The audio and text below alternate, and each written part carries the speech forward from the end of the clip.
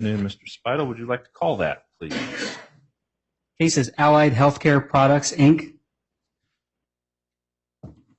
Let's have appearances in the courtroom, please. Good morning, Your Honor. Eric Peterson, Spencer Fain, for the debtor in possession. I'm here with Ryan Hardy, Zach Farley, also Spencer Fain, for the debtor in possession. Good afternoon to all of you. Good afternoon, Your Honor. Carol Gritchek on behalf of the U.S. Trustee. Good afternoon.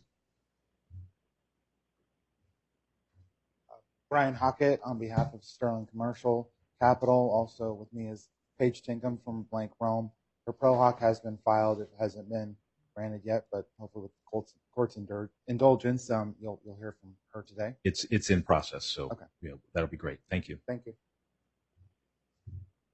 Good afternoon, Your Honor. Erin Edelman of Armstrong Teasdale on behalf of Allied Medical LLC, the stalking horse bidder in this case.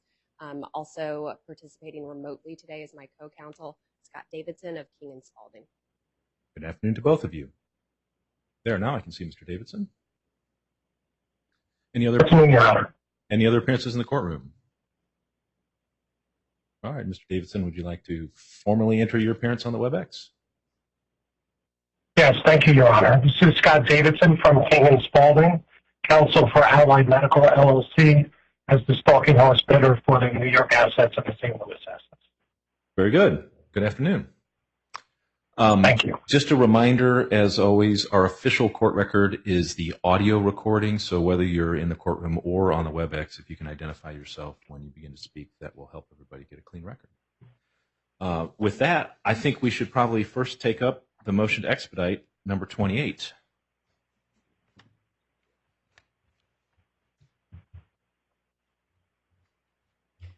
Good afternoon, Your Honor. Zach Farley for the debtor.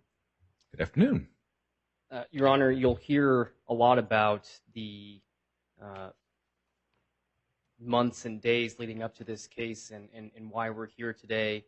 I don't want to steal the thunder from some of my colleagues on that, but suffice to say, we do have a pretty critical situation where just a few months ago, we're looking at a debtor facing a liquidation, and we're very pleased to be here today to preview that we have proposed stalking horse purchaser for two segments of the business to sell as going concern, which we think is really going to be a very positive result for all stakeholders involved, and we'll get into that. But we are at a very critical juncture in that the debtor needs to continue its operations. It needs to continue this sale and marketing process. We have 11 first day motions that need to be heard today.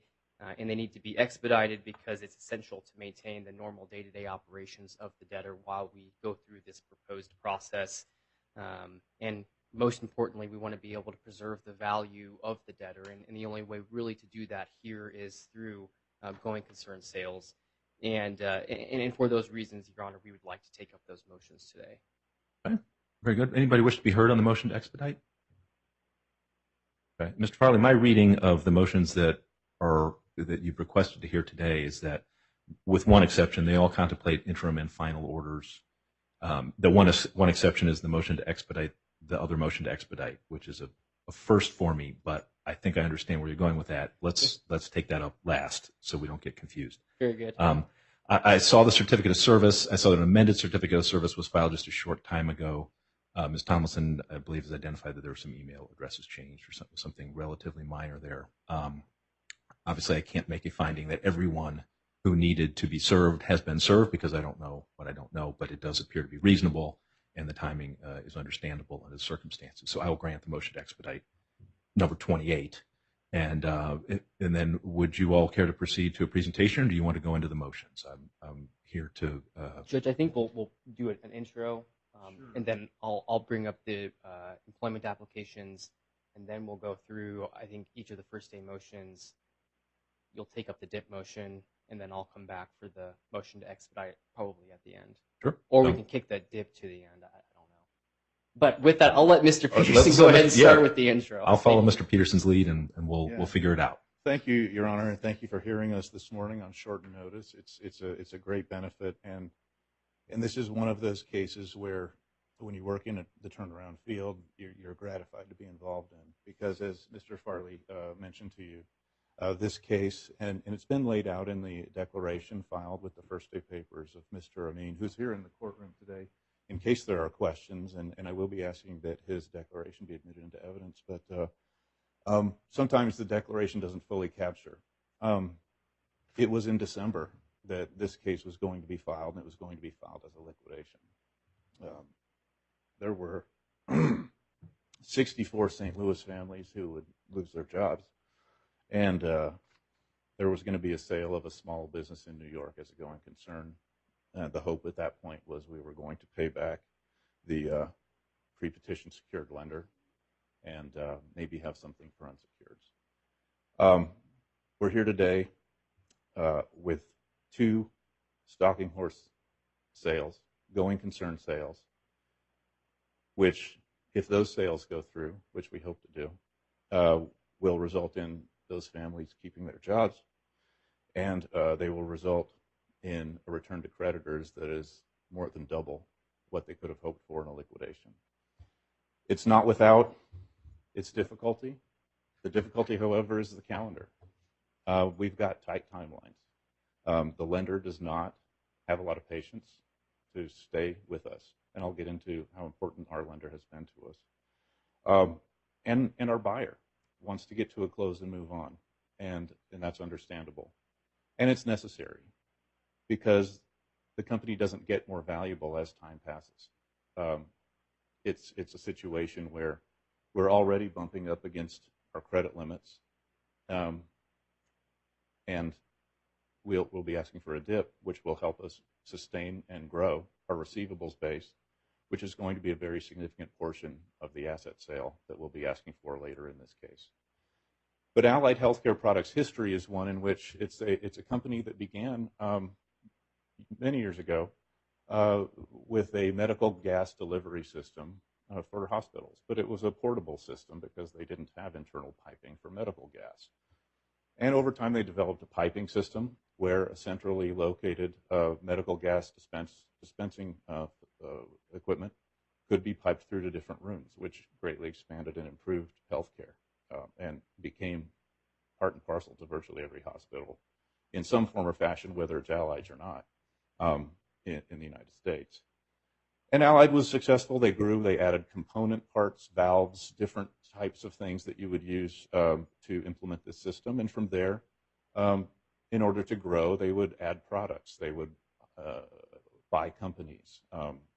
And over time, what happened was their number of product offerings grew. At one point, I think they had over 5,000 SKUs being manufactured out of this facility in St. Louis. And the problem with 5,000 SKUs is you don't know which ones are profitable and which ones aren't. You can't allocate overhead to them. They're all using the same machines, or some are using this machine but not that one.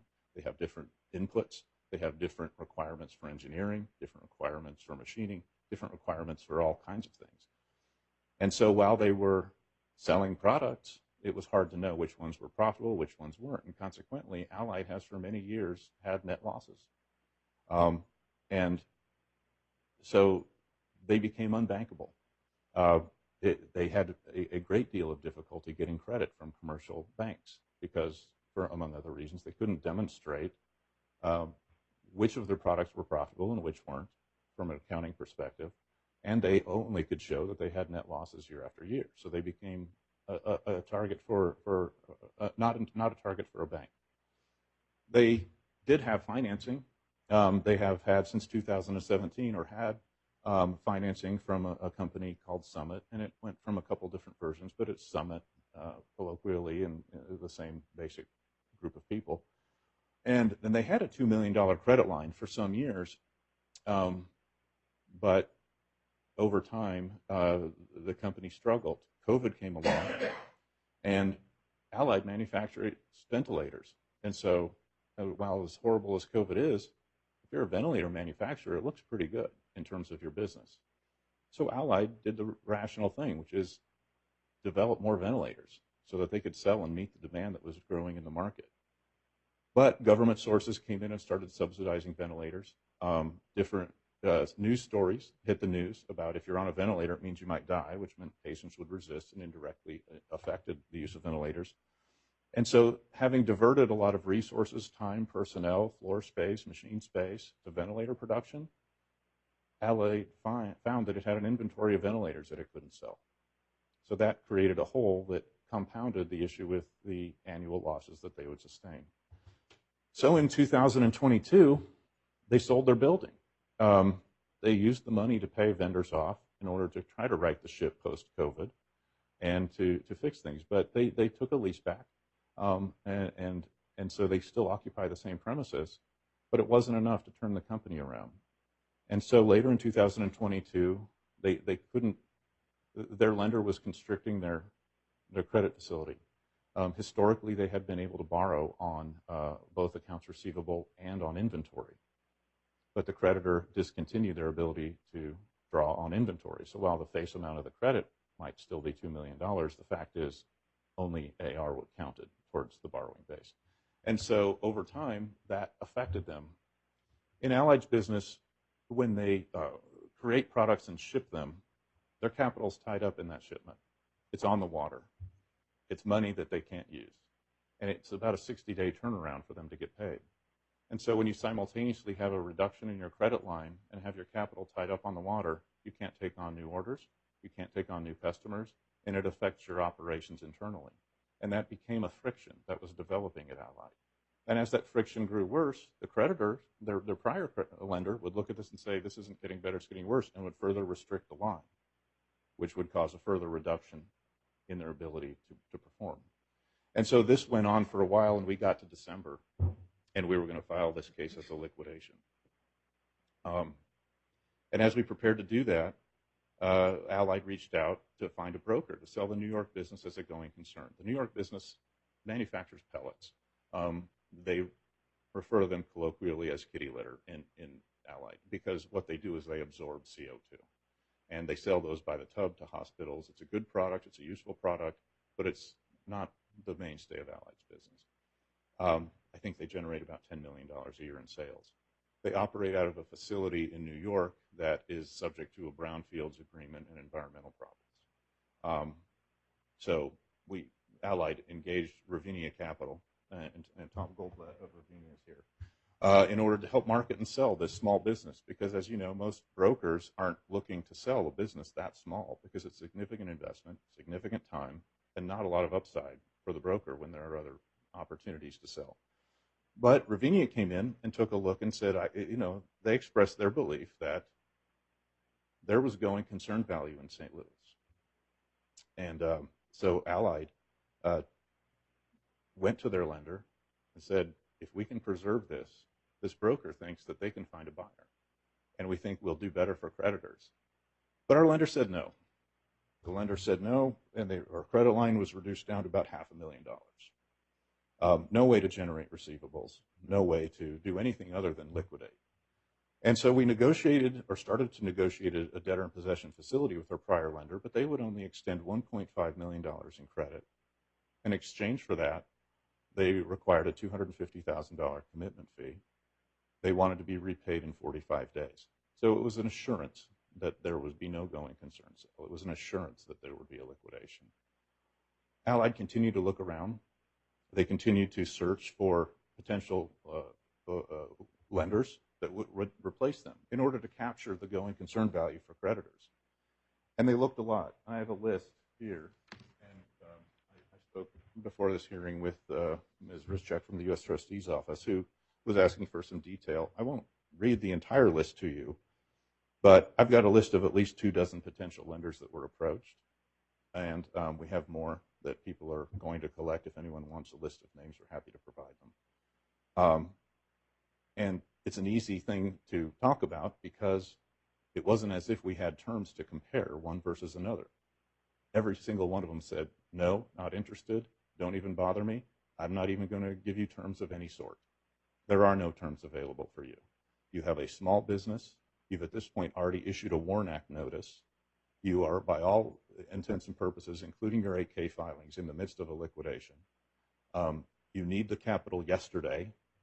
The due diligence process, just because you're a small company, isn't any easier. In fact, it's harder. You have union pension issues. You have environmental liabilities. You have a need for us to verify your receivables. We don't know if your customers are staying with you. The due diligence isn't cheaper on a smaller credit. And so the lenders understandably said, with the time and expense that's required for this, and the size of the loan, and the available recovery for the lender on the loan, we're not interested. And so Allied proceeded to prepare to file for a liquidation, but they identified a new lender. Sterling Capital came in and said they'd do the loan. But not only would they do the loan, they expanded the loan. They started lending on inventory and accounts receivable.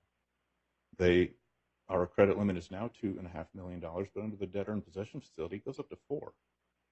We're going to be able to generate receivables. We're going to be able to keep people employed. We're going to be able to do everything we need to do to get through a sale so that we can realize a meaningful recovery for creditors.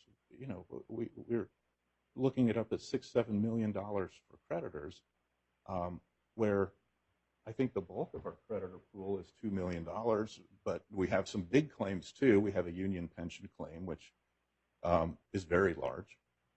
And on that point, it's important to note that Allied never has missed any union pension contribution, ever, not once. The reason they have a pension deficit is that they're a part of a pooled pension program, so other employers participate in the same pool. And the accounting methodology for how you determine future benefits has shifted under their feet. They entered into an agreement after such a shift and began to increase their contributions, again, never missing a single one, thought they had paid down that deficiency, but learned that the methodology had shifted again, and instead of it reducing, it's now had gone up double or triple. So with the increased pension liability, the ongoing need to remediate the brownfields in New York, the warrant acts have been issued already, and the constriction of credit, when Sterling came in, they really threw a lifeline to this debtor, and it's paid off. We filed yesterday 2 sale motions, one for St. Louis and one for New York. Those will maintain those businesses as going concerns. It'll keep the jobs for the St. Louis employees in place for at least a period of a few years, it looks like. It will give the landlord what I think is equal or maybe even higher rent for a couple of years, depending on if the current stalking horse buyer becomes the actual buyer. It takes care of the environmental remediation liabilities, but those will be addressed too. We've also been working with the union, and we think we've found, given the circumstances, the best possible outcome we could achieve, and that'll be something we'll deal with later in the case.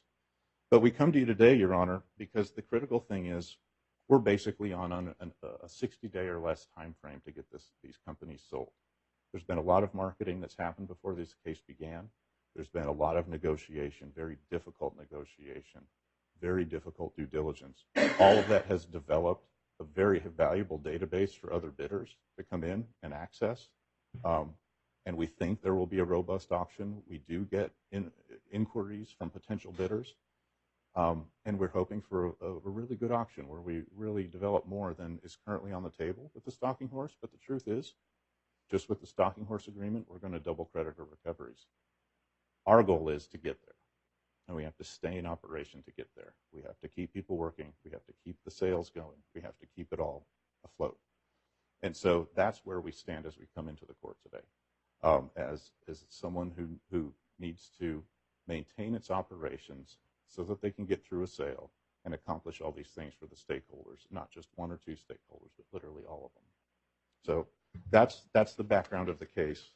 If you have any questions, I'm happy to answer them, but otherwise I can let Mr. Farley go forward with some of the employment applications and other agenda items. Sure. I didn't have anything in particular. That's very helpful, and it sounds like a remarkable turnaround. I know there's a ways to go to the finish line, and there may be others who have different views of what should happen next, and of course that's what we'll deal with as the case goes along, but I appreciate the background.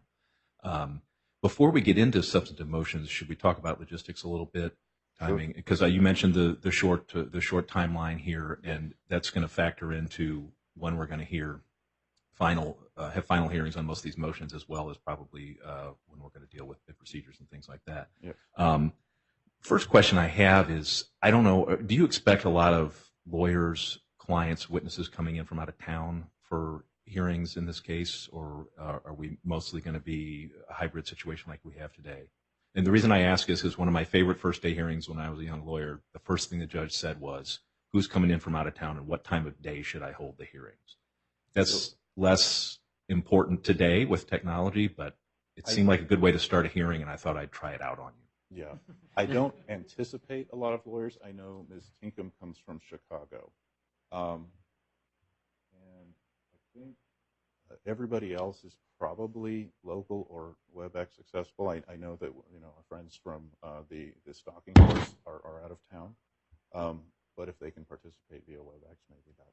And certainly that's fine for lawyers who are out of town. Sure. Can't examine a witness over WebEx. I think that's probably true in every court. But I don't know of any out-of-town firm that, other than those who are in alignment with what we're doing, right, are anticipating coming in and bringing in fields of people. Okay, well, that's helpful. Ms. Rizchak, how long do you think the U.S. trustee will need to form a committee? Seems to be another gating issue when we're talking about timing here. Your Honor, the solicitations were emailed to creditors this morning. And number one, I would like to thank debtor for providing email addresses for all the 20 largest unsecured creditors. And they are to provide their responses by next Monday at noon. And if we have sufficient interest, I will hold a formation meeting either next Tuesday or Wednesday, depending on the availability of the creditors. So very soon. Okay, so that would be the 16th, 17th, something. Okay. Okay. All right, that's helpful. So as I read the papers, the buyer is looking for a bid procedures hearing within 21 days, or at least requiring the debtor to ask for a hearing within 21 days, but maybe the deadline is really 30 days. Am I reading that correctly? I'll defer to Mr. Farley. We were literally, these agreements were signed Sunday. Sure. So we were a little divide and conquer over Yeah, it. understandable. But I'll defer to Mr. Farley. Understandable.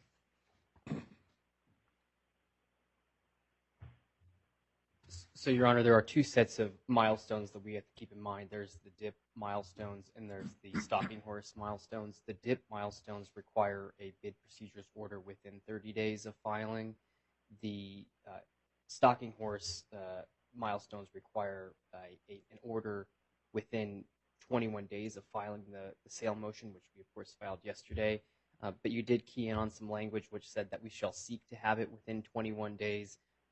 We certainly do think that we need it within 21 days because we also have other deadlines.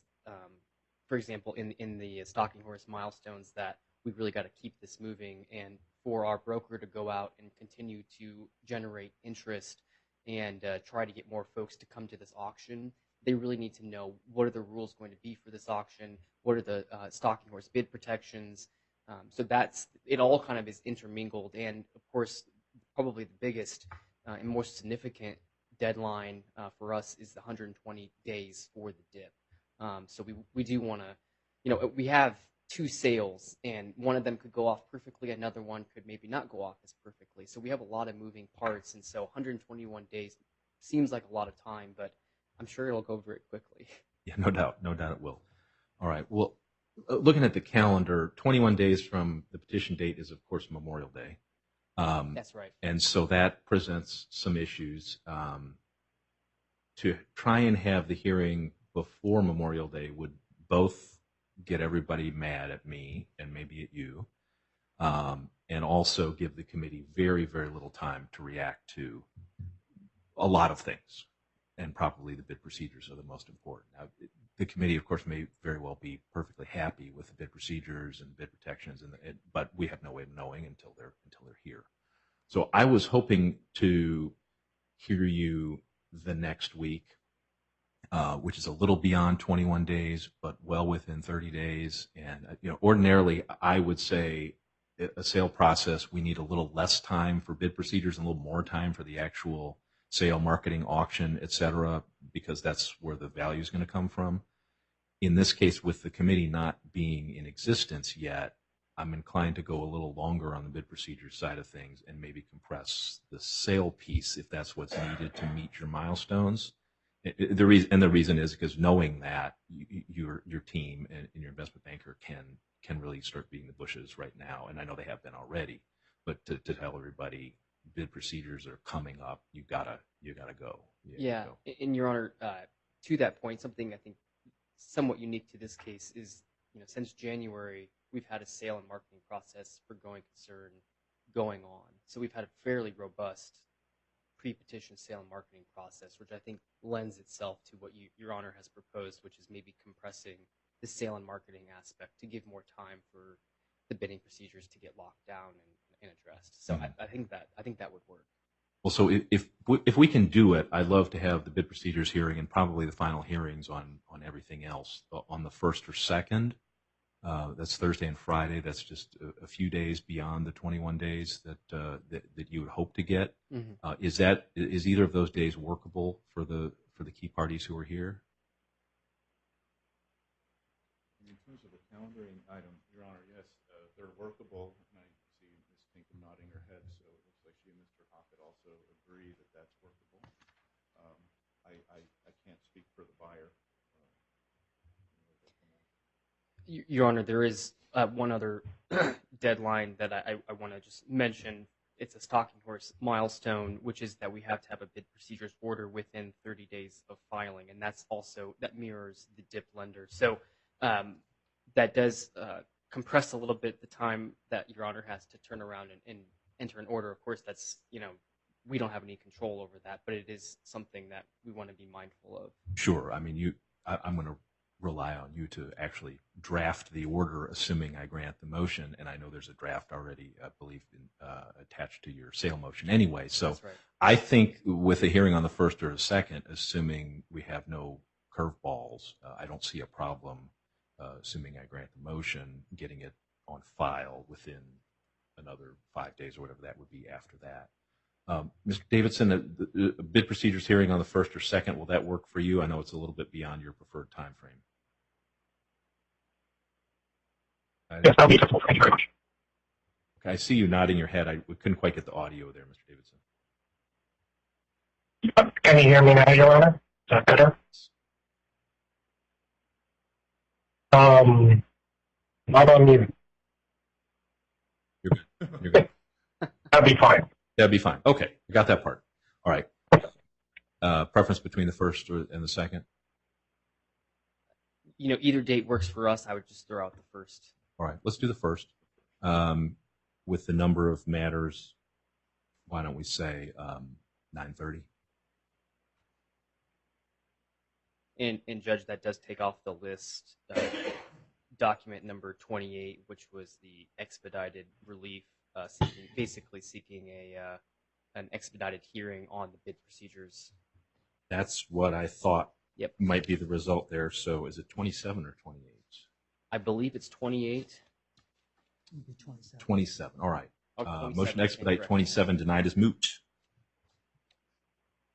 All right. So we'll have our bid procedures hearing and our 2nd day hearing beginning 9:30 on June 1st. For objection deadlines, we would ordinarily do 7 days before. That is, again, going to be, well, let's put it this way. For parties other than the committee, why don't you notice that with the usual 7 days before the hearing objection deadline? For the committee, we'll just expect that the committee may ask for additional time, and I will encourage the debtors and other move-ants to be generous, or I will encourage the committee to contact Mr. Speidel and we'll get it resolved quickly. How about that? Very good, Your Honor. Thank you. All right. And then, Your Honor, we did file an agenda, and happy to work off of that or go in any order that Your Honor would prefer. I think the order on the agenda seems fine. Okay. If something comes up and we have to take a detour, we'll do that, but let's try not to do that. Yeah. So we've taken care of the first motion to expedite 1st days. The next 2, 3, and 4, those are my motions. And I'm going to take these slightly out of order. I'm going to start with Morris Anderson. And I want to do it this way because I think it helps further tell the story that Mr. Peterson has told. And so Morris Anderson was engaged in September of 2022 They were brought in as financial advisor in restructuring management, and they were brought in to help address many of the issues that Mr. Peterson was talking about. And we want to continue that representation for the debtor through this sale process, and we're seeking the retention under Section 105A and 363B.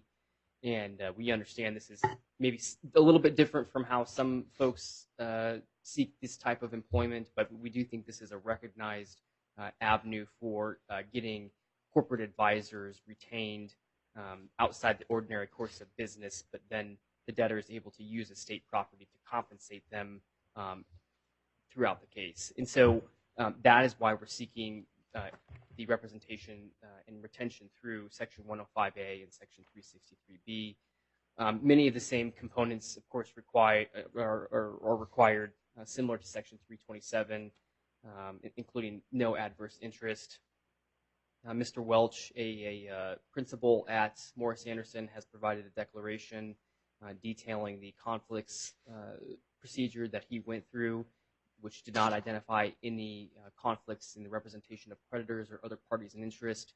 And so the debtor does believe that Morris Anderson is a disinterested party under Section 101.14. Morris Anderson is very qualified for this representation. I think they're well known in the turnaround and restructuring community. They have broad experience with turnarounds, restructurings, bankruptcies, 363 sales, and the debtor believes that they're well qualified. And I think it's evidenced in part in looking at where we were and where we are today. And the services that they propose to provide are very similar to what they've been providing pre-petition, which is managing the going concern value and preserving that value, and keeping things together as we go through this critical process. The compensation proposed is a little bit different from Section 327 professional, because they're not being retained under Section 327. It would be proposed that they would be paid weekly in the ordinary course of business, a flat fee of $30,000, and then reasonable out-of-pocket expenses, and then a success fee, which is based on the percentage to unsecured creditors. Now, this part, Your Honor, I do think in terms of interim and final, this is probably something that will more so be addressed at the final stage if we need to, if other parties would like to raise a concern or talk about this. But really, it is important to keep Morris Anderson with the debtor to guide them through this process in these critical weeks and days.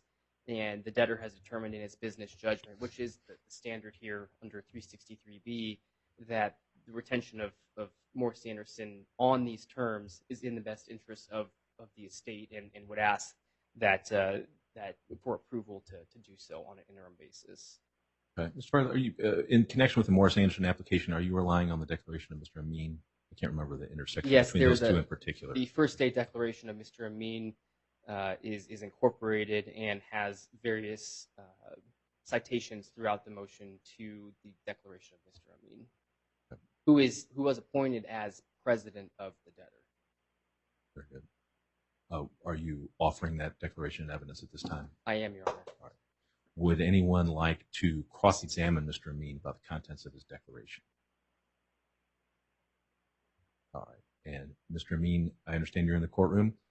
Is your declaration, does that represent your testimony? And if called to testify, would you so testify?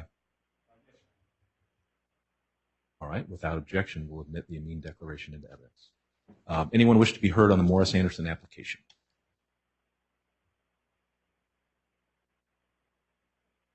All right, Mr. Farley, I agree with you that the success fee is probably not something that I ought to approve on the first day without hearing from other parties.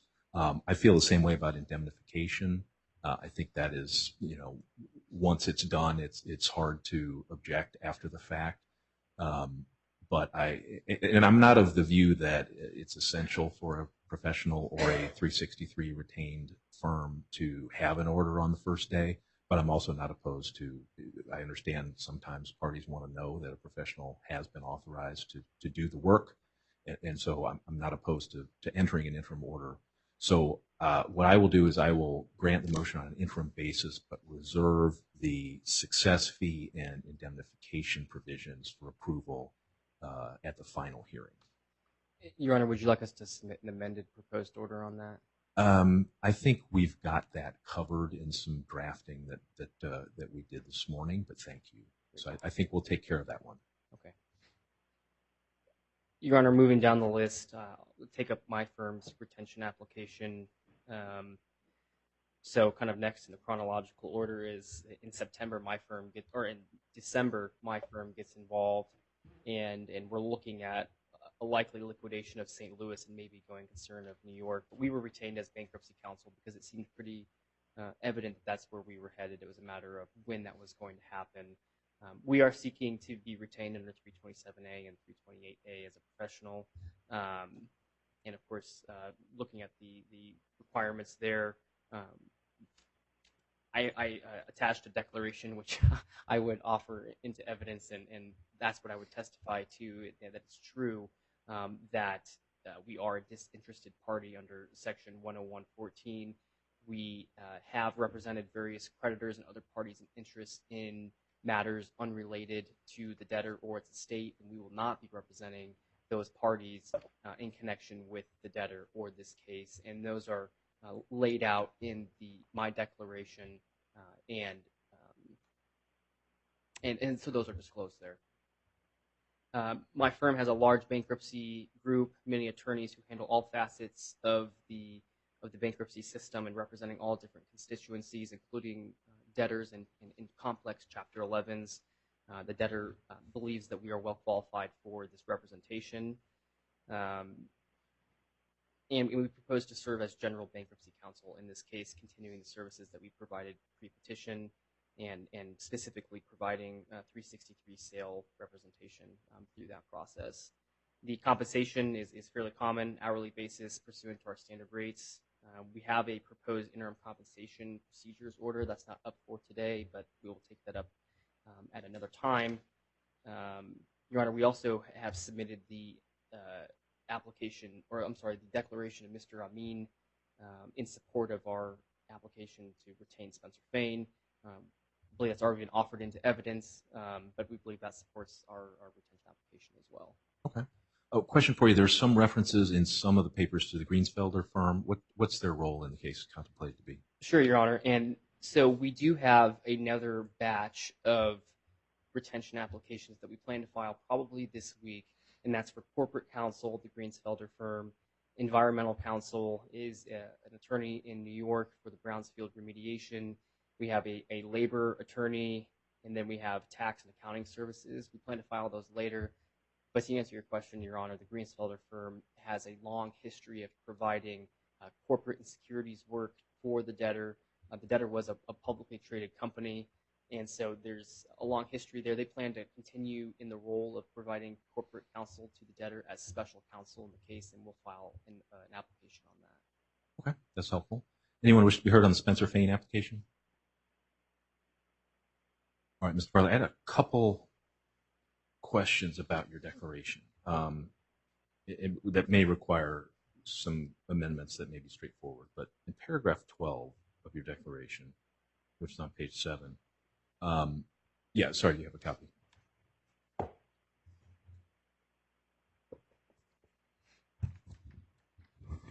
This one is the one that I think is easy, but I know you got a volume of documents there.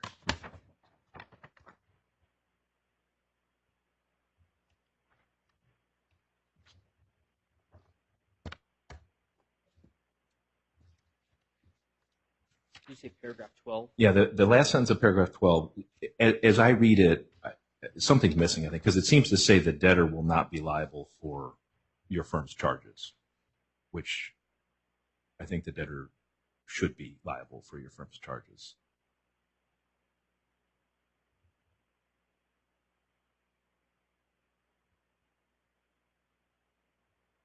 Your Honor, I'm not sure if that's in reference to the estate would be liable versus the debtor itself, but certainly the idea is that we would be paid. You would like to be paid. I thought so. Yes, good. Okay, all right, that's good. So let me point you to the other one, and let's figure out where to go next. So the carryover, paragraph 9 carries over, and it talks about you don't have any, don't hold or represent any interest in the matters upon which Spencer feigns to be retained, which I think is 327E language. And I think we just need the more straightforward 327A. You don't hold or represent any interest adverse to the estate, period. Which I assume is the case and would be an easy fix for you. So I will follow your lead as to whether you would like to file an amended declaration and have an interim order, or you want to file an amended declaration and just carry it to June 1st. Like I said, I don't feel strongly either way. Whatever you and your colleagues find most appropriate, we can handle either way. Just let us know. I'll file an amended declaration today, and so that way we can get the interim order entered. Okay. All right. Assuming those changes are made, then I'll grant the Spencer Fein application on an interim basis, final hearing to be held June 1st. Thank you, Your Honor. And then the last application is for Ravinia Capital. And Ravinia Capital entered the picture in January 2023. And they entered the picture as an investment banker and broker. And really a lot of credit is owed to the broker to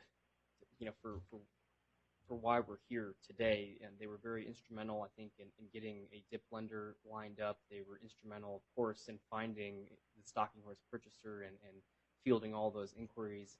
And so the pre-petition sale and marketing process that they went through, which is contained in the sale declaration attached to the sale motions. Of course, we're going to take that up at another time, but it contains the robust sale and marketing process that the investment banker and broker has engaged in, and it's been really very valuable to getting us to where we are. So we want to continue those services going forward and seek their retention of 327A and 328A. They don't have any interest adverse to the estate, and I think that's attested to in the declaration of Mr. Goldblatt, which I would offer into evidence, Your Honor, in support of the application. I think if he was called to testify, he would testify that that Ravinia Capital is a disinterested party under Section 101.14, and would testify to the range of qualifications that they have. They provide a number of consulting services to businesses, but more specifically, they have a lot of experience in the sell side in transactions where there's a distress situation, so exactly what we have here. And I think also the qualifications are evidenced by where we were in December and where we are today, and where we hope to be here in a few weeks. And the debtor certainly believes that the services of Ravinia Capital have been valuable, and they will be valuable, and I think that's attested to in the Amin declaration, the first day declaration that was filed. The services proposed to be provided is continuing the sale and marketing process. I know the broker is eager to have the bid procedures locked down so we can go out and drum up the interest and bring other folks to the table and have a robust auction process. The proposed compensation is a flat fee of $25,000 a month and the proposed commission of 5%. The debtor believes that this is a standard compensation structure for a deal like this. Your Honor, I would anticipate that based on your comments with the Morris Anderson application, that maybe that would need to be done on a final basis as opposed to an interim basis, and I think that would be fine. Okay. Anyone wish to be heard on the Ravinia application? I think we have the same 327E issue with the Ravinia declaration. Let me find that, Mr. Farley. Paragraph 8 of the Goldblatt declaration has that matters on which the firm is to be retained language. So I think that would need to be modified to meet the 327A standard. Assuming that Mr. Goldblatt is able to submit an amended declaration, again, same question, do we want to do it immediately? And I see him nodding, so yes, we want to do it immediately. We want to have an interim order, okay. All right, we can do that. And then, as you anticipated, I think there are a few issues that need to be deferred to the final hearing, indemnification, as with Morris Anderson. the percentage fee. And then I read the application as asking for approval under the 328A improvidence standard. And I don't think we can lock down the improvidence standard until we have those other pieces approved. So we'll push that to the final hearing as well. Mhm. But other than that, with an amended declaration, I'm prepared to grant the Ravinia application on an interim basis, final hearing to be held June 1st. Very good. Thank you, Your Honor. Thank you. Your Honor, I think that's all that I have, so I'll kick it over to my teammates.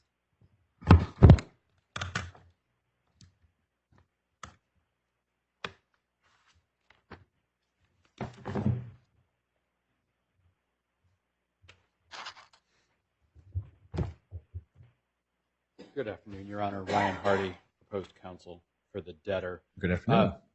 Thank you. I'm going to address items 6 through 11 on the agenda inclusive. We're jumping past the DIP motion to revisit that later. Your Honor, each of these motions relies on Mr. Amin's declaration at ECF 19 to the extent that it hasn't already been received with respect to everything. It has. Okay. Yes, you're good there. All right. Well, unless you prefer I proceed otherwise, I think what I'll do is I'll start with the cash management motion. We'll just knock these out in order. Certainly. And I will be brief. The debtor maintains. That's me bumping the microphone. Pay no attention. I thought it was water. No. Oh, no. No. They don't Uh, allow me to have water on the bench. The debtor maintains deposit accounts at Enterprise Bank and Trust, which is an authorized depository under the U.S. Trustees guidelines. What we are asking for is permission to keep those accounts intact rather than closing them and opening new debtor in possession accounts at Enterprise Bank and Trust. In conversations with Ms. Rischik earlier today, she asked that we confirm that we will notify Enterprise in writing that these are DIP accounts now and give the U.S. trustee notice and documentation that we've done so, and we have agreed to do so. And I've agreed as well to revise the proposed order to reflect that we'll be doing that.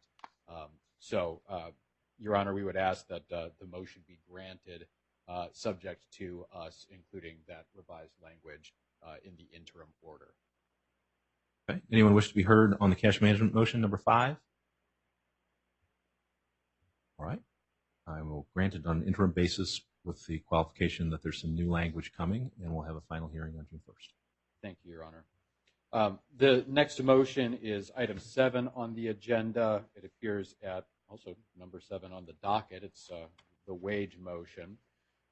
Your Honor, as matters now stand, the debtor owes approximately $53,000 in pre-petition wages, and we are seeking authority to pay those wages and continue employee benefits as further set out in the motion to ensure that we have the people that we need to continue to operate and effect a going concern sale.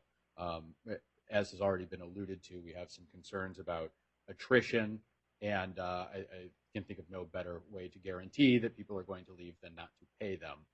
So, Your Honor, we would ask for permission to pay those wages and continue those benefits as set forth in the motion. I will note, however, 2 things. One, we represented in the motion that we did not believe that the pre-petition wages for any employee exceeded the $15,150 cap. In conversations with Ms. Rischik, it was brought to my attention that I need to clarify that with respect to one employee, it may be the case that wages plus accrued vacation plus 401k match might cross that line. So we're going to run that down, but for the time being, what we're asking on an interim basis is simply to pay pre-petition wages. You're not going to cash out the vacation for that employee in the next 3 weeks. That's right, Your Honor. We'll address that at the final when we've done the math and figured out whether we're bumping up against that limit or not. Okay. So we would ask that with that clarification, the motion be granted on an interim basis. Anyone? I'm sorry. When is the next payroll cycle? Wednesday. Tomorrow? Oh yeah, it's Tuesday, isn't it? Yes, tomorrow, Your Honor. Okay. All right. Sorry, did I say did anyone wish to be heard? I did say that. Ms. Richek, yes. Just very quickly, Your Honor, and the U.S. trustee did request that language be added to the order stating that no employee will be paid in excess of the $15,150 cap set forth in sections 507 and 4 and 507. And I believe that was agreeable. Yes, I'm sorry if I didn't make it clear that we were amending the order to reflect the limited relief we're seeking on an interim basis. Yes, that will be changed. Okay. All right, that's helpful. Any other parties wish to be heard from? All right, Mr. Hardy. The motion includes a lot of language about authorized but not directed and in the debtor's discretion and this sort of thing. I've frequently had discussions with my predecessors when I was in your position that the debtor is not to use that discretion to disfavor anyone in particular or disfavor any group of employees in particular. I don't think that needs to be drafted into the order, but let that be understood. The debtor needs to exercise its discretion in an appropriate way when deciding what has been authorized to do. Is that acceptable? I don't think we need to put that in the order. Absolutely, Your Honor. Okay. And it was the discussion in the motion and in the proposed order about union dues and pension obligations was a little less robust than it was for some of the other employee benefits. I believe I'm taking from the motion that it is the debtor's intent to pay the union dues and the pension obligations, and maybe it wasn't spelled out as clearly in the order as had been intended. Is that accurate? Yes, Your Honor.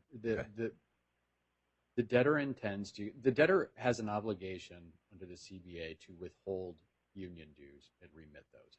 It is the debtor's intention to continue doing so. With respect to the pension obligations, I suspect that any lack of clarity is the result of this. There's a dispute over whether the pension is underfunded, and if so, how much. The debtor's intention is to continue performing under the current agreement with the union to catch up on its deficiencies. Okay, that's helpful. That's helpful. All right. Well, I will grant the wages motion on an interim basis with the qualification that we're going to see some language about the statutory the priority cap as to any individual employee. I will leave it up to you whether you want to add something more specific about the dues and pension obligations in some of the decretal paragraphs of the order when you're making a revision. I think the record is clear, so I'm not going to require that. But if you want to be able to point to it and say, we said we were going to do it and here it is, then feel free to do that as well.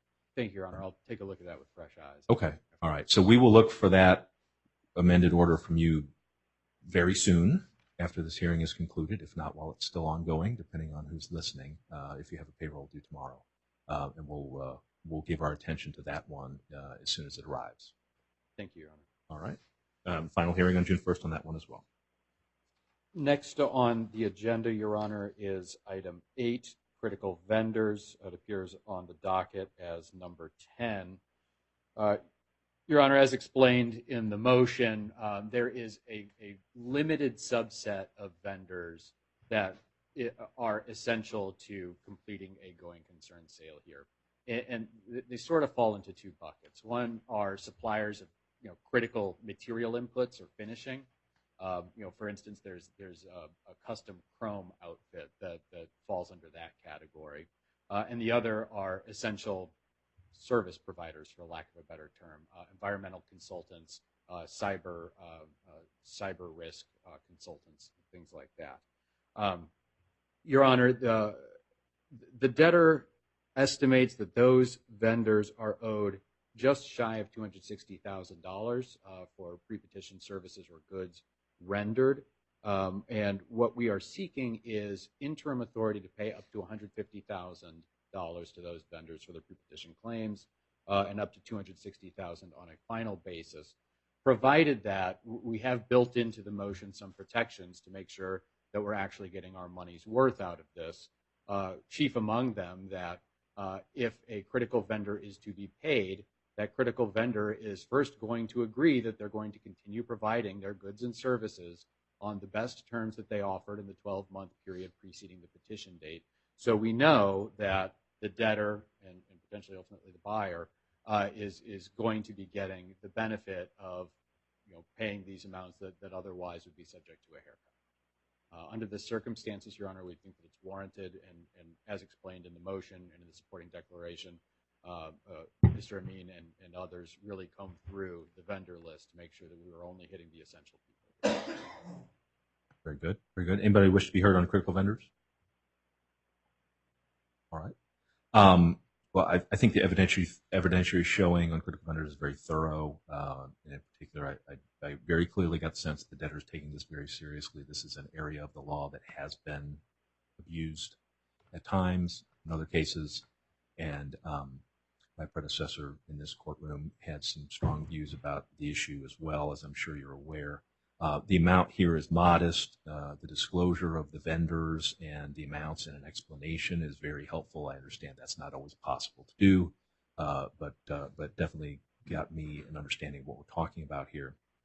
So I'm prepared to grant the critical vendor motion on an interim basis with final hearing June 1st. Mr. Hardy, you mentioned the conditions and the consequences for those who fail to comply. The consequences didn't really come through to me in the proposed order. I don't think it's critical to have that in the interim order, but there are some good examples from our court where I would feel more comfortable if in the final order it laid out more specifically what happens to the bad actor critical vendor who takes the money and then doesn't play ball. And so the Briggs and Stratton order or the Arch-Cole order, some of those have some nice language that I would be happy to include in a proposed order after hearing from parties who may object to the motion in the first place. So we can take that up on June 1st. Thank you, Your Honor. We'll make sure that the final order beefs that up. Very good. Your Honor, the utilities motion is next. It's number 9 on the agenda and also number 9 on the docket. I really don't want to spend too much time on this. We're trying to run a business. We need utilities to do it. It's a manufacturing concern. Naturally, they need utilities. We do have a procedure laid out in the motion for adequate protection and disputes over adequate protection. We're proposing to set up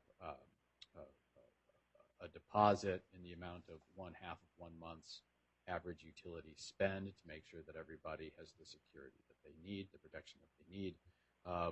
And of course, if there are utilities who consider themselves not to be adequately protected, there is a procedure laid out where we can try to meet and confer and work that out before we come bother you with it. But Your Honor, under the circumstances, of course, we think that it is warranted that we continue to have access to utility services, and we'd ask that motion be granted. Okay. Does anyone wish to be heard on the utilities motion? All right, Mr. Hardy, I'll grant the utilities motion on an interim basis. One issue, the proposed order has language that I don't recall seeing in this context before. The debtor shall be authorized to pay the adequate assurance deposit, notwithstanding any other order of this court. What are we going for there? The first thing that came to mind is if I order you not to pay it, I would ordinarily expect that order to control. But yeah, no, I would too. I would too. And, as I'm standing here now, I don't remember what I was thinking. So let me go ahead and strike that. Okay, Right. we'll do that for you. We'll Okay. take that one out and you don't want me to submit it? No, you don't need to resubmit that one. Okay. I highlighted that one just to make sure that I wasn't missing something. Okay, very good. So utilities motion granted on an interim basis with that change and final hearing June 1st. Thank you, Your Honor. Number 10 on the agenda is insurance. It is number 8 on the docket. As set out, like any other competent operating business, the debtor maintains quite a bit of insurance, workers' compensation, liability, D&O, cyber risk, so on and so forth. The debtor has an obligation as debtor in possession to make sure that assets of the estate are protected. Naturally, if there was some event or claim and insurance was not in place, we would be jeopardizing the entire estate. The insurances that are in place are customary and appropriate for this type of business. They are in large measure paid in full, except as noted, there is a roughly $36,000 installment that needs to be paid to Marsh. But otherwise, we need to continue the protection, and we would ask the motion be granted. Anyone wish to be heard on the insurance motion? Just a point of clarification, Mr. Hardy. There's 6 pages worth of insurance policies attached. some of the subtotaling in the motion, I wasn't sure whether it was intended to exclude some of the 6 pages worth of insurance policies. I think the idea is you want authority to pay all of these insurance policies, and the subtotaling was Yes, Your Honor. was for my benefit or to give someone a general idea of how much money might be involved for some subcategories. Is that accurate? So yes, our intention is to maintain all of the insurance that's on that list. Where things were broken out separately was workers' comp was one, because it seems people are generally interested in making sure, especially in manufacturing concerns, making sure that there is sufficient and appropriate workers' comp coverage. Sure. And then also we wanted to break out things that were paid in full versus were not paid in full, versus things that are paid periodically or may already be paid through the end of the year. So that's why some of the things may not immediately tie. There's also the possibility that I did some math wrong, but I'm pretty sure it's all going to tie. Okay, we'll go with the conceptual idea that everything that's on Exhibit A is within the scope of the motion, and I'll grant it on an interim basis. Final hearing June 1st. Thank you, Your Honor. And then finally is the tax motion. It's agenda item number 11, number 6 on the docket. I know that there's been some dispute over the years about pre-petition taxes and when they're appropriately paid. I think that this particular motion is targeted in its substance in such that it avoids those issues. The particular taxes that motivated filing this motion were sales and use taxes that the debtor is obligated to collect from buyers, withhold, and remit to taxing authorities. Arguably, those aren't even estate assets in the first place. But as matters now stand, the debtor's is already holding about $10,000 in those taxes. It wants authority to be able to pay those over as it's obligated to do under applicable non-bankruptcy law.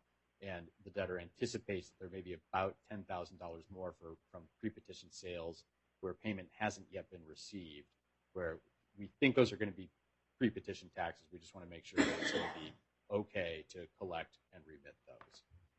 That's the purpose of the motion, and we would ask that it be granted. Okay. Anyone wish to be heard on the tax motion? All right, very well. Tax motion granted on an interim basis. Final hearing June 1st. Thank you, Your Honor. And that concludes my portion of the presentation. And Mr. Peterson, I think we'll be discussing the DIP. Very well. Thank you, Your Honor. Thank you.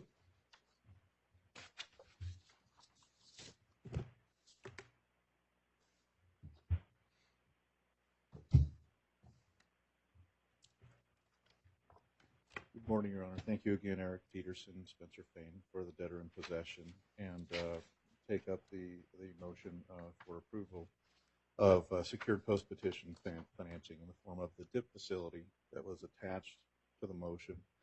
And some of the statements I made earlier on the record, I think, cover a lot of the reasons for the need for the DIP, but I can get into a little more detail. As we've suggested to you or told you today, Your Honor, the effort has been primarily here to align all of the energy and all the focus of the folks here to get to an endpoint. And that endpoint is one that yields returns for creditors. And so our energy has been expended in that fashion. This is not our traditional pre-petition lender. This is a replacement credit facility. So we did shop for a debtor in possession facility. And the reason we were unable to find one initially, as I stated, was because it's too small. The turnaround is too fast. The company was in too much trouble. But the people working at the company saw that there was value there and found a financial partner to help them realize that for creditors. And we have spoken with Ms. Rizchek. There may be some adjustments, and we'll get over those in a minute to the DIP facility. But I wanted to talk a little more detail about the efforts we went through in order to identify this DIP. Because as I've mentioned, and as was reflected in Mr. Amin's declaration, historically this debtor could not get traditional bank financing. They couldn't demonstrate profits. They just had a very difficult time. And the credit they were able to get was small. It was $2 million. That's the facility they had from 2017. I don't know if it ebbed above that, but as we got closer closer to the petition date, it was one quarter that. It was $500,000. And the offer we had for DIP financing was to technically give $1.5 million in credit, but the borrowing base would only be calculated based on an ever-shrinking pool of receivables. And so it was a liquidation DIP, and that's all we could find. We contacted dozens, and by we, I mean the collective, Ravinia Capital, Morris Anderson, and the debtor. I have at least 18 names that we just came up with while we were sitting here.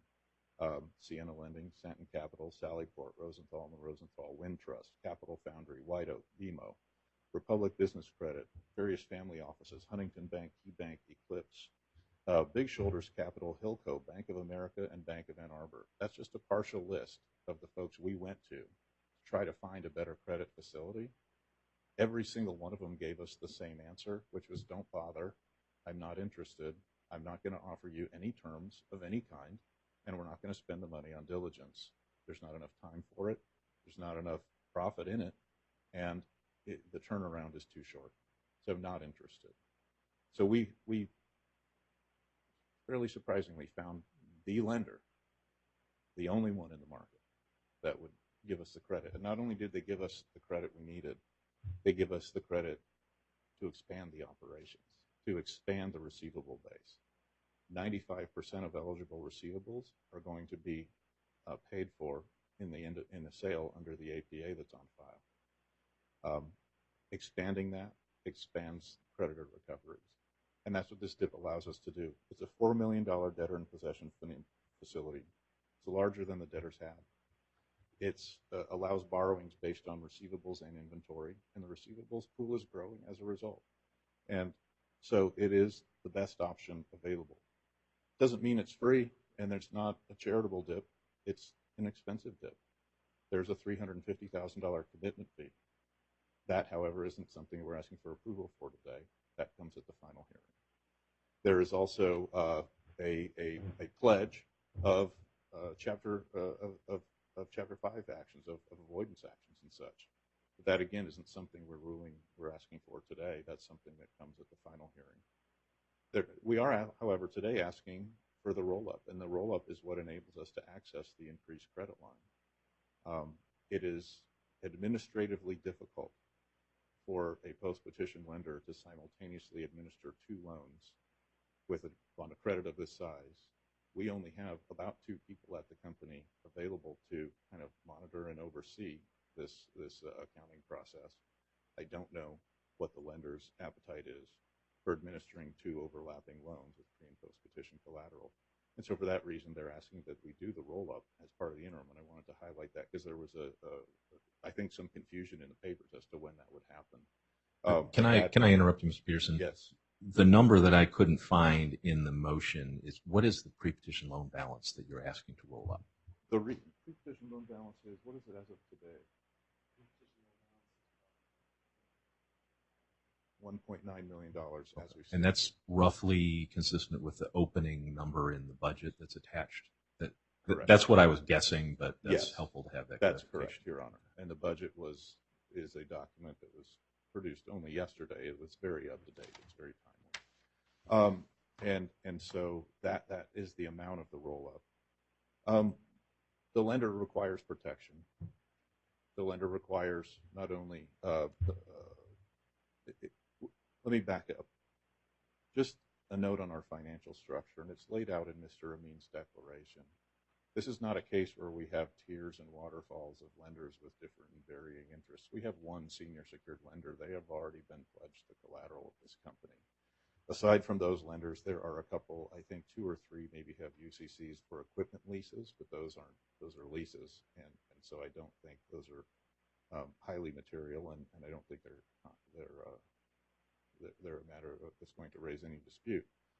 And so in order to pledge new collateral to a lender, or in order to justify an increased credit line, and especially in the interim period before they get the avoidance actions and such as collateral, we have to do something to justify it, or it doesn't underwrite.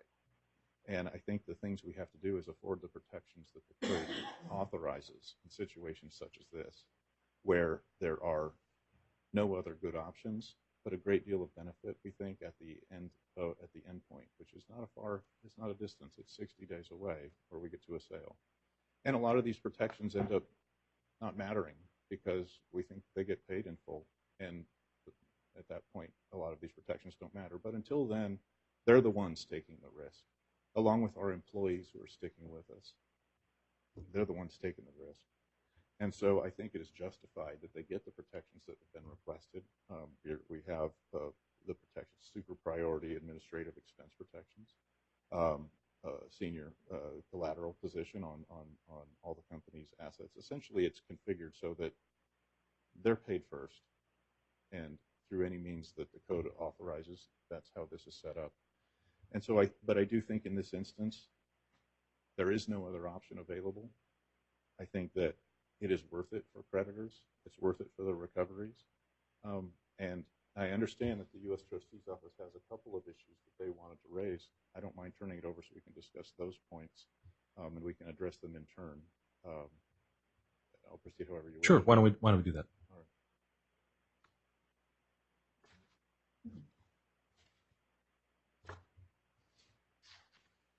Just a note that both podiums are mic'd up, so you don't have to share one or the other. Oh, okay.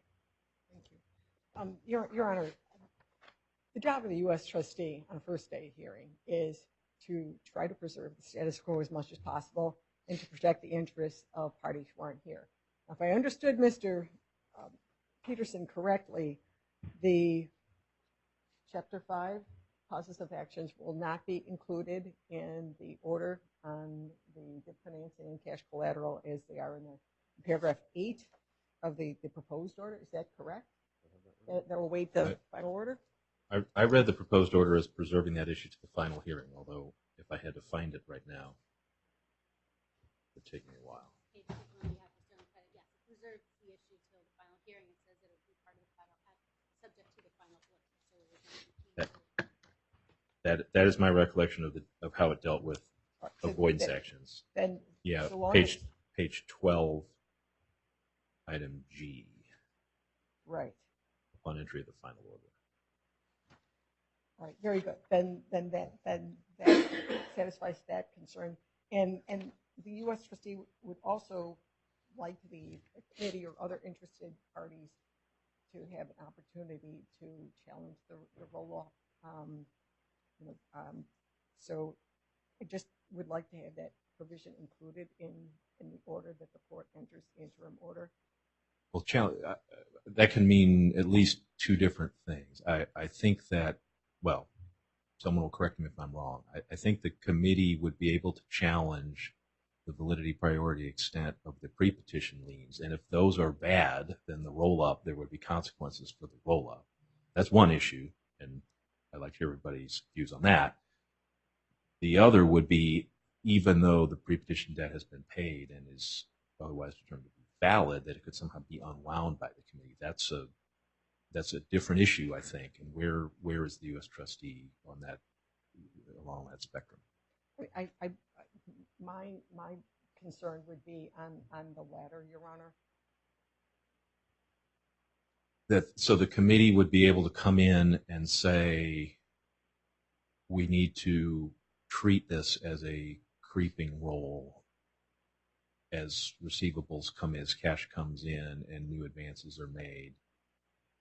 And we need to go back in time to May 9th and do all the accounting again. And that's what it looks like if the committee is successful in that objection. Well, yeah, I mean, yes, Your Honor. I think, well. Or in other words, we don't roll it up today, I guess is really what we Well, have. To accomplish that, I'd have to say no roll up today. Roll up is preserved to the final hearing, wouldn't I? Yes, Your Honor, I guess you would. I mean, I can't think of another way. Yeah, I'm struggling with that myself. Okay, I understand your position on that. Okay, other issues? I want to make sure I have everything out. And well, the U.S. trustee was also concerned about the possible binding effect on the Chapter 7 or Chapter 11 trustee of some of the provisions of the order. That and I think it's paragraph 7 of the proposed order that made all those provisions binding on the subsequent trustees.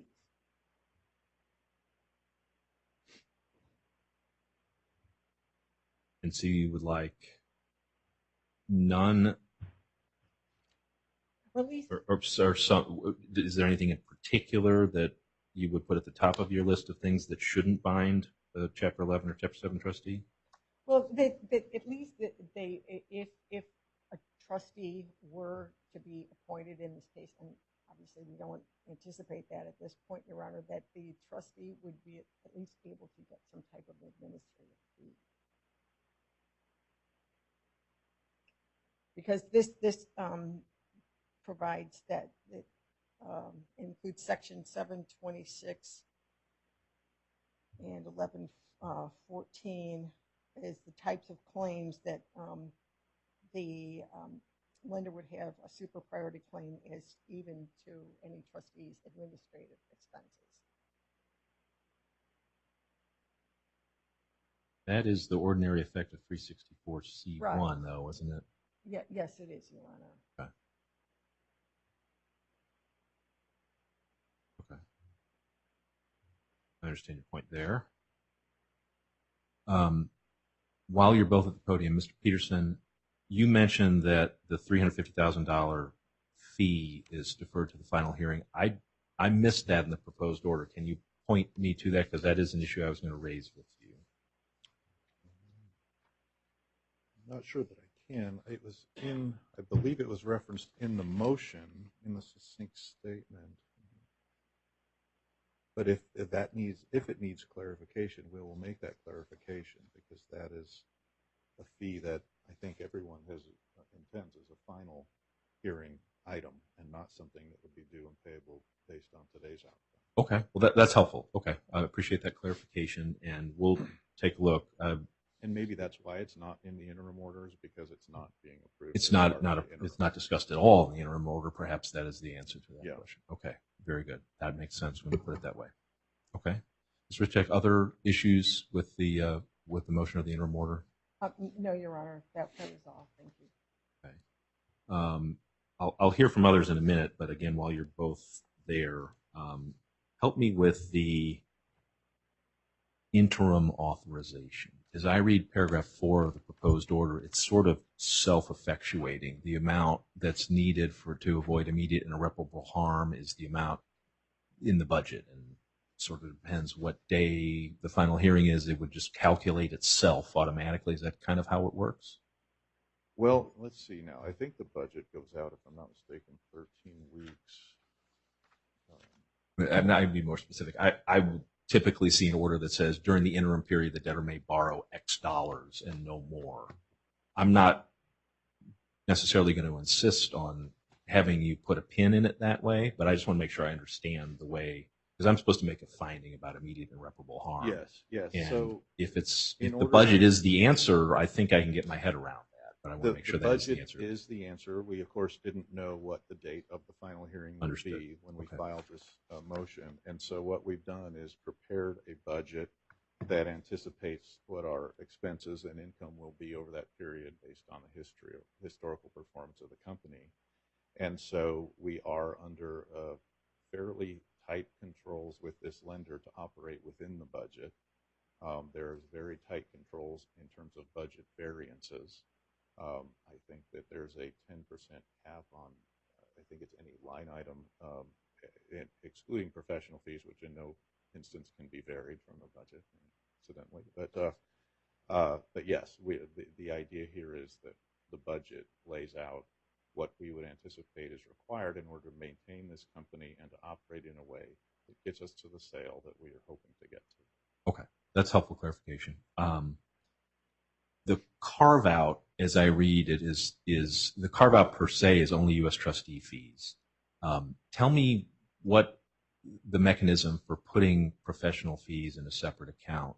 I mean, this is not the Kirkland and Ellis. We're going to put the fees in a separate account, and nobody but the professionals ever gets their hands on them. As I understand it, they're in a separate account, but if there's a default, the lender's going to claw them back. Is that right? I believe that, yes, the lender has agreed that we can segregate those funds, and we will have at the final hearing a motion dealing with interim compensation procedures. And under that motion, we would file fee statements and leave an objection period, which once that expired, we would be able to pay 80% of fees and plus the actual expenses, subject, of course, to future approval by the court. And so we don't expect that account to accumulate to some enormous figure. But the lender expressed, and I think wisely, that the concern is, had we done something else and not segregated the funds, then we'd come in at the end of a quarter with all of the fees and find that we didn't have the budget or the capacity under the credit line. So we're setting aside the funds in real time. But I read it the same way you do, Your Honor, and I think that the lender's position would be that this still constitutes collateral. Of course, if it gets paid out under the regime that we've talked about, then it's paid out. Then it's too late, right? Yeah. But yeah, I think that they could assert a lien as to the money if there were a default. Okay. I assume if it had been possible for you to get more protection for your fees, you would have, and so I will let that be. The committee may have something to say about that, but that's how I read it. Wanted to make sure I had that right. The 30-day challenge period is, in my experience, quite tight for our district, and really, given the process of forming a committee, it's really tight anywhere. What I would like to do is for the interim order only, change that to 45 days and preserve everybody's rights, including the rights of the committee to say, no, it needs to be even more than that, and the rights of the lender to say, okay, now that 3 weeks have passed, it's perfectly clear that this is very simple, and really the committee should go with a 30-day deadline. I know that sounds odd to backtrack, but I'm willing to let the lender argue to shorten the time period. I just don't know. I don't have a basis to know how complicated the collateral review and all that would be here. And I think it would be more appropriate to give the committee a little more time so that all the things that they have to drink from the fire hose when they get appointed, they have a little bit of time to find someone within that law firm and say, you go figure this out and do it right now. But there are more than 4 days to do it in, or something like that. So I would like to see for the interim order, the challenge period be set at 45 days from the way it's currently structured, organization of the committee or petition date, depending on who it is, but preserving everybody's rights to argue for a different number in the final order. The other thing that concerns me here, and I really mean the other one, this is the last one that I'm going to throw out here, I think. The definition of loan commitment period says that the loan matures if the debtor signs an agreement to sell its assets without the approval of the lender. And I don't think that's appropriate. I think the lender has an important role to play in the sale process, but I don't think the lender gets to say, for example, you may sell to this buyer and you may not sell to any of those 5 buyers because I like this buyer better. Or even if there's a really good reason, I think this buyer is most likely to close and pays $5 more than my loan balance, and that's what I need. I don't think the lender can veto other bidders. That's why we have a sale process. That's why presumably we will have some sort of bid procedures. We'll have some sort of sale process approved. And I would expect that the time between the selection of a bidder at the auction and the sale hearing would be a matter of a few days, during which the lender would have a bit of credit exposure, but would be able to come in here and say, absolutely not, cannot go with this buyer, here's why. Then I'd make that decision. But so I am not comfortable with that maturity event, which is basically what it is, if the lender doesn't like the buyer. Can we make that go away, or at least kick that to the final hearing and let the committee argue about it?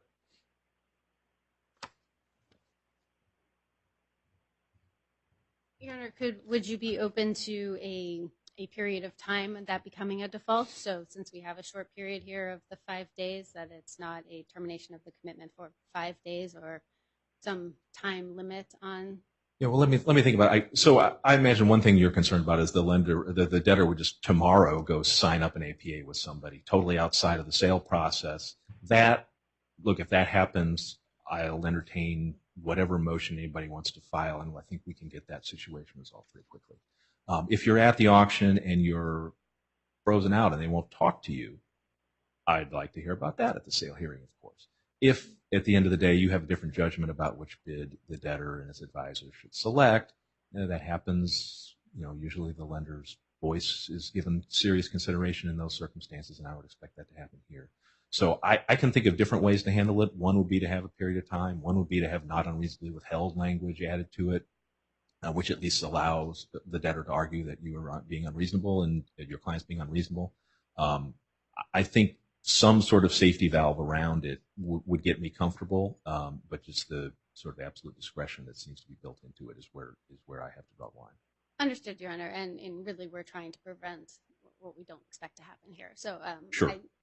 I can talk to Mr. Peterson about a time period. I think that's what we would be more comfortable with, or 5 days.